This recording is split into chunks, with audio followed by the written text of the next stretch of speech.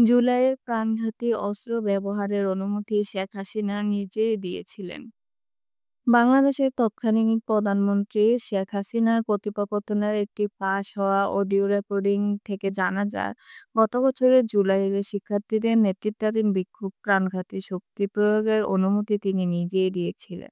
BBC আইয়ের যাচাই করা ওই রেকর্ড অনুসারে শেখ হাসিনা তার নিরাপত্তা বাহিনীগুলোকে বিক্ষোভকারীদের বিরুদ্ধে প্রাণঘাতী অস্ত্র ব্যবহার করার অনুমতি দিয়েছিলেন এবং তারা সেখানে তাদের পাবেন যেখানে পাবেন তাদের গুলি করবেন।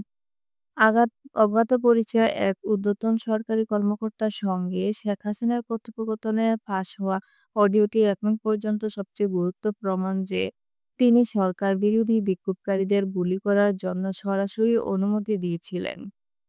ফাঁস হওয়া অডিওটি সম্পর্কে জানেন এমন একটি সূত্র বিবিসিকে জানিয়েছেন, গত 18 জুলাই নিজের সরকারি বাসভবন গণভবন থেকে শেখ হাসিনা ওই ফোনালাপ করেন।